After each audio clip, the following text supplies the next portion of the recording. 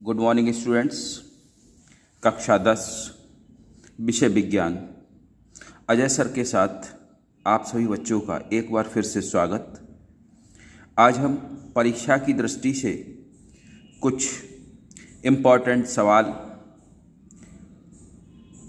को समझेंगे और उन्हें आप अभ्यास के द्वारा लिख कर देखेंगे।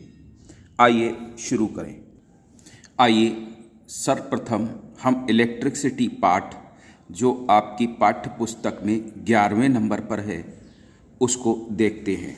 सर्वप्रथम हम एक एक अंक वाले सवालों को देखेंगे, उसके बाद 2-2 अंक वाले, फिर 3-3 अंक वाले प्रश्नों को समझेंगे। आइए देखें।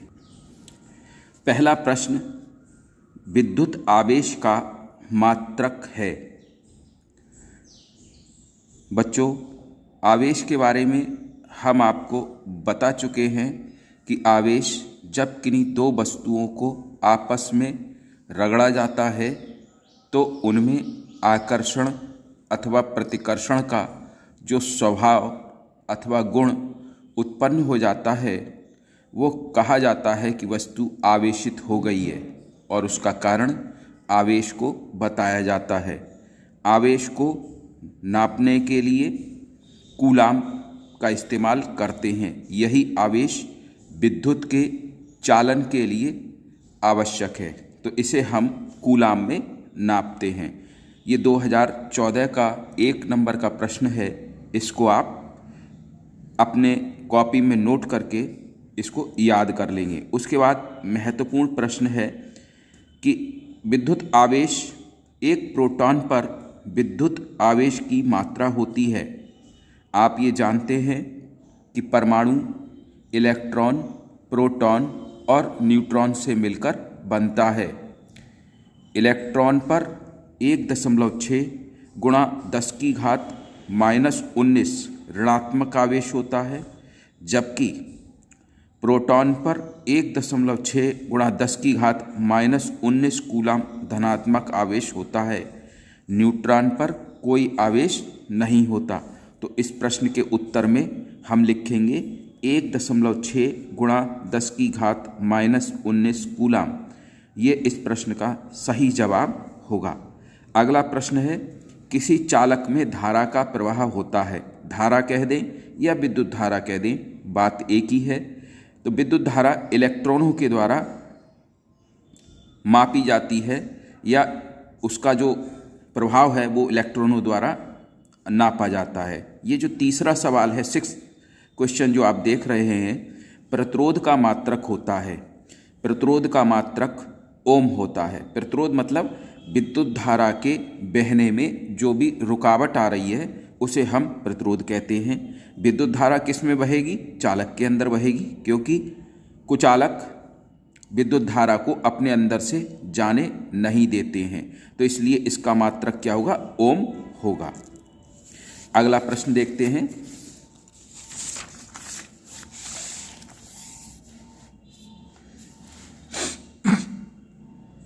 ये देखिए, ओम के नियम का सूत्र है। ये प्रश्न 2015 और 16 में आया हुआ है। ओम का नियम क्या कहता है बच्चों? जब किसी चालक की भौतिक अवस्थाएं न बदली जाएं तो उसके सिरों के बीच उत्पन्न विभवांतर उसमें बहने वाली धारा के समानुपाती होता है। यानी इसको हम इस तरीके से भी देख सकते हैं कि ये अगर चालक है हमारा और इसमें आई धारा बह रही है और इसके सिरों के बीच V विभवांतर है, तो V समानुपाती होगा I के, यानी V बराबर क्या होगा? I गुणा R के होगा। तो इसका जो जवाब होना चाहिए वो C उत्तर ठीक है बच्चों। उसके बाद प्रश्न संख्या 12 को हम देखते हैं। 4 ओम वाले N चालक तार समानांतर में जोड़ने पर तुल्य प्रतिरोध क्या होगा? देखिए, मैंने आपको जब श्रेणी क्रम और समांतर क्रम बताया था तो इस तरीके से ये समानांतर क्रम बताया था और उसमें ये बताया था कि जैसे बंदर दो हाथों से डाल को पकड़कर लटक जाता है, ऐसे ही आप ये समझ सकते हैं कि बहुत सारे मंकीज़ जो है एक के बाद एक ही जगह से लटके हुए हैं। तो ये क्या है, समानांतर क्रम है और जो तुल्य प्रतिरोध है वो उससे घट जाता है। यदि 4 ओम R ओम का प्रतिरोध है, N प्रतिरोध इसमें जोड़े गए हैं, तो जो तुल्य प्रतिरोध होगा यानी इन सबको जो प्रभावी प्रतिरोध होगा वो क्या होगा, N/R। अगर N 4 है तो 4/N होगा। ठीक है, यानी जितने संख्या में जोड़े जाएंगे उसी संख्या के अनुपात में इसका प्रतिरोध कम हो जाएगा। तो 4/N इसका आंसर क्या होगा, सही होना चाहिए।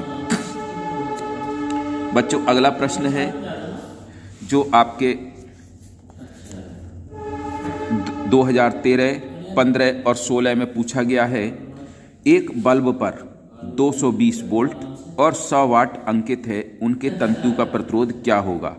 देखिए ये एक बल्ब है, इस पर 220 वोल्ट और 100 वाट, यानी हम 100 वाट का बल्ब लेके आए हैं और 220 वोल्ट पर उसको काम करना है, तो इसका प्रतिरोध निकालना है। तो पावर इसकी दी हुई है 100 वाट, P बराबर 100 वाट दी हुई है, वोल्ट दिया हुआ है 220 वोल्ट। तो आप ये देखिए कि P बराबर होता है V² R के। V का मान यहाँ पर 220 गुणा 220 रखेंगे और 100 गुणा 100 रखेंगे। तो यहाँ पर 220 गुणा 220 बटा R कितना रखेंगे, 100 वाट रखेंगे। तो R का मान क्या होगा, B²/P। P हमारा 100 वाट है, 0 से 0 ये कट गया, 22 और 22 की गुणा 484 आती है। तो इसका जो आंसर होना चाहिए वो कितना होना चाहिए, 484 ओम होना चाहिए।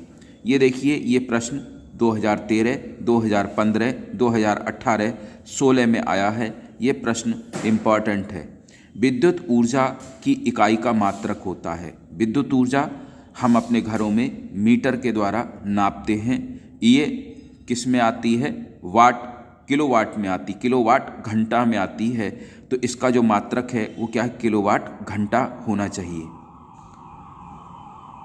अब देखिए अगला प्रश्न, 1 किलोवाट घंटा का मतलब है कि हमने 1 घंटे में 3.6 गुणा 10⁶ कूलाम ऊर्जा खर्च कर ली, किलोवाट ऊर्जा खर्च कर ली है हमने। एक अश्व शक्ति 746 वाट के बराबर होती है बच्चों। इसके बाद जो अगला प्रश्न है कि एक विद्युत हीटर की सामर्थ्य यानी पावर दी हुई है 0.5 किलोवाट। इसको हम 0.5 को 1000 से जब मल्टीप्लाई करेंगे तो कितना हो गया, 500 वाट हो गया। 500 वाट का एक हीटर है, इसे 20 मिनट तक इस्तेमाल में लाया जाता है, तो कितनी ऊष्मा इसमें उत्पन्न होगी। तो 20 मिनट तक इस्तेमाल करने के बाद क्या होगा, यानी 1 घंटे जब हम इस्तेमाल कर रहे हैं तो इसमें क्या है, 500 वाट ऊष्मा जो है इस्तेमाल हो रही है। 20 मिनट इस्तेमाल करेंगे तो इसको 20 से डिवाइड कर देंगे और आंसर कितना आएगा, 6 गुणा 10⁵ जूल। इसके बाद बिजली के बल्ब का फिलामेंट टंगस्टन का बना होता है। अगला प्रश्न है, हीटर का तार नाइक्रोम का बना होता है। P बराबर V गुणा I होता है। और इस प्रकार एक प्रश्न और रह गया है, इसको भी आप देख सकते हैं। ओम के नियम के अनुसार विभवांतर व धारा के बीच ग्राफ एक सरल रेखा होती है। ये इस तरीके से एक सरल रेखा आती है। तो एक एक नंबर के जो प्रश्न इंपॉर्टेंट थे उसको मैंने सारे को आपको करा दिया है। अगले वीडियो में कुछ और चीज़ों के साथ फिर मिलते हैं। Thank you.